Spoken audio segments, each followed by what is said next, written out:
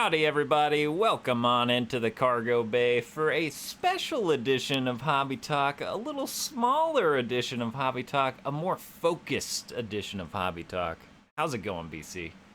I'm excited about our special edition of Hobby Talk. It's going good. We've scoured the internet for some images that we thought would be worthwhile in sharing with our audience.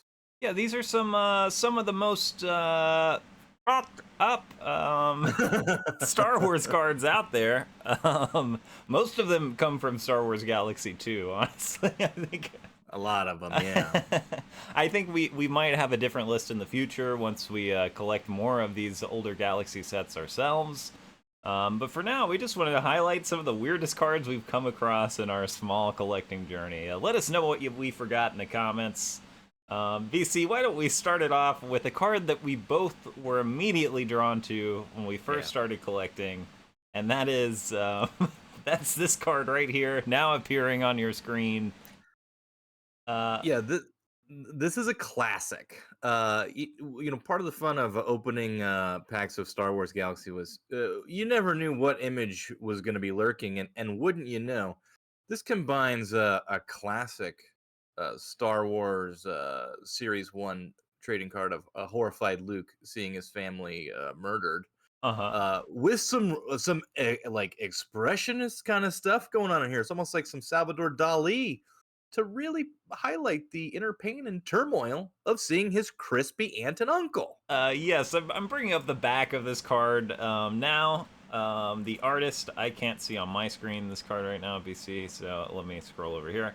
Yes, Mirren Kim. I remember one of the nice things about these older Galaxy cards, too, is some of them have just, interviews with the artists on the back, which is pretty rad. This card doesn't have a title aside from being number 239 of Galaxy 2. But yeah, she basically explains that it was messed up how Luke walks up on his dead aunt and uncle, and she wanted to make it more messed up, I guess.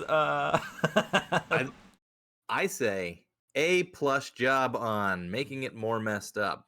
Yeah, it's beautiful. That dead hand on that card was so shocking to me when I opened the pack of cards and found it inside. Who's like, what is going on here? But you can't contain the artistic expression to just a still image from a movie. You gotta sprinkle a little something extra on top, and I think she did a great job. It's a great card. I'm hoping it comes out in Chrome someday. Yeah. Maybe that Chrome Galaxy 2023 will drop with this fantastic image. And now, BC, moving on to our second of 5 cards. This one's brand new to me. We have the famous six-breasted woman from Jabba's palace. And the reason this makes this card is messed up list is because she seems to be forcibly, I don't know, she just has this alien in a headlock up against her chest. We could charitably call that a headlock. Yes, it seems he does not seem to be enjoying what is occurring. Yes, this is obviously non-consensual, based off the fact that his eyes are bulging out of his head. I mean, that could just be a part of his traits of the species he's a member of. I don't know, or this character. But let's read the full artist statement on the back about this card and see if that might illuminate things a little bit for us. This is Janie, I guess. Janine. Yes, you're right. I can't read. Janine Johnston, and this decadent character appears briefly in Jedi. Explains Janine. I believe her name is Yarna. The end.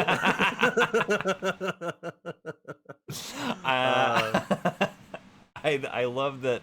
I love that this card was created by someone who was like, I think her name's Yarna. I can't remember. I don't really know her name, but I thought of having her smash some little blue guy up against her teeth and having his eyes bugging out of his head. Is that what you were looking for, Tops? And Tops was like, yeah, put it in the print set. it. Let's print that to the moon. Let's go. So there you go. Great card. I'm a Yarna fan. I was always amazed that the Yarna action figures didn't just sell off the shelves like hotcakes when I was a boy. I mean, we're in the midst of the 40th anniversary of Return of the Jedi. You got to figure they're going to release that Black Series figure any day now. It's gotta be on the way, BC. Yeah. With a nice, I don't know if canonically she has a mesh brassiere or not, but that was a thing I remember about specific Return of the Jedi action figures. All right, moving on to our next pick, which is, oh boy, Hans going to the dentist. Looking like, yeah, he needs some serious work done on those chompers. No surprise, it's Star Wars, which means this is definitely torture. This is a depiction of Han being tortured in Empire Strikes Back, and it's a pretty gruesome image. It's upsetting, I would say. It's definitely upsetting. The pained expression on his face, I think, captures fairly well what it is to be tortured. Which I'm sure, being a 9 or 10-year-old ripping a pack of Galaxy back in the early mid '90s, you would have just loved pulling this. Yeah, this is another one. I want the. I would There's like my a hero wave. being tortured. Give me a wave refractor of Han's anguish here. And again, this is from Galaxy Series 2. A lot of highlights from Galaxy Series 2 on our list again, and this is from Greg Capullo. I can't say people's names. Apologies. He did a long run on Batman as the artist. Oh, nice. I believe. Yeah. That's sick. Yeah, most of these artists have done comic books or other cool things, and I'm sure have been since 1993. But here's what Greg had to say. I thought Han's torture scene would be cool, because I could draw teeth and spittle. Perfect. The perfect artistic challenge. Teeth and spittle. There you go. And then it's just a long list of his, resume, basically. Indeed. Wow, so another great card, and moving on, I think what's up next is a card we've already kind of seen a form of, but I thought it was worth mentioning. The classic, the original, mostly for this title here, which is Luke sees his family killed, is that right, BC? A horrified Luke sees his family killed is the title of the card. This is, of course, from Star Wars. The OG series Blue Starfield. If I want a PSA 10 of any original card in my collection, it's this one. I'm gonna be 100% honest. Name alone is why. And let's just wax poetic about this for a second, because you get the reverse shot, and we get to decide what it is that he's seeing. It invites the viewer to use their imagination to how horrific is that family that's been killed in front of him. Well, based on Luke's expression, that's pretty bad. And the way the card is written, it makes it seem more gruesome. It makes it seem like he is witnessing the moment of death. Them being actually murdered, yeah. But it's also great framing. I think it's a really pleasing card. I do love the framing of this, and I'm sad that when they did the Sapphire edition, they cropped out essentially the left side of the card and just made him the central image. No, sometimes you want things off center a little bit. It looks nice. You get the land speeder and the horizon and the moisture vaporator. It's called composition. Yes. And just top-notch card. Amazing performance by Mark Hamill, looking at those corpses however many years ago, 45 years ago now. And I will display the back of this card, although it's just a chunk of a puzzle piece. We have kind of Luke's face and neck here as he's probably pointing at something. He's in the Millennium Falcon, being like, hey, well, you gotta do that. And it's right before Han says, this ain't dust and crops, or whatever, I believe. And then finally, BC, this next card is, of course, a medical droid with Luke's dead hand in a jar. Another dead hand. We started with a dead hand, we're ending with a dead hand. But I need some help, BC. because I swear that I saw an interview with this artist somewhere who said, I thought this medical droid would be super interested if he came across Luke's severed hand from Yes. Empire, but that is not what the back of the card says in its most recent release, which is part of Galaxy 2022.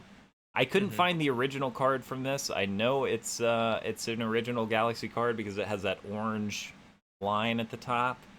I'm almost positive you have the wording of what's on the original, because he's like, I saw the droid and figured he would like to have this for like experiments and to be able to study the hand. Artists famously love doing hands. I remember pulling this card out of a pack and was like, "Oh my god, what is happening?" But you read the back of the card, it gives you context. I do like that they have statements including things like, "I saw this character, I think her name's Yarna," and then you get things like, "I saw the medical droid, and wouldn't it be cool if he found Luke's severed hand and took an interest in that?" So I love yeah. artists. I love artists of the 90s. BC, the back of the card currently in its newest release, it just says medical droid, and then it implies that this is Luke's replacement hand, which I think does a disservice to the artist. And also, I don't like that these cards don't have the artist names. What gives? Just stick a name on there for me at least, I know. right? I know. That's what makes the original Galaxies great, because you get a lot of times you get a shot of the artist, you get a statement from the artist, you get more information about the artist. It highlights Star Wars as much as it does the artist creating the content on the card. Well, let me show the back of a Chrome Galaxy 2021 card. Art by is always on that. They just totally took that away for the new series, which bummer. Not a fan. Stinkola. And sometimes they included basically, they varied in the first Chrome series as to whether they use the back blurb to talk about the characters in the card or talk about the artist. But anyway, so there you go. Nice little wrap up. I do love this card. I think it looks really cool. It's one of my favorite Star Wars cards. But that's it for our list of, wild Star Wars cards for now. I'm sure we'll do more of these. But drop some in the comments if you got some leads on some freaky Star Wars cards that you think we should check out. Yeah, we'd love to see them.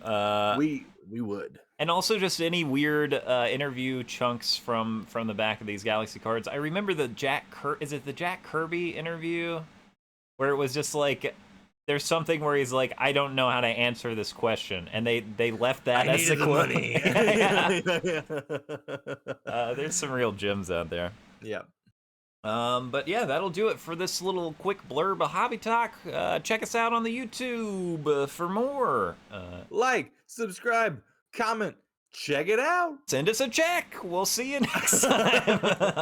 Bye-bye.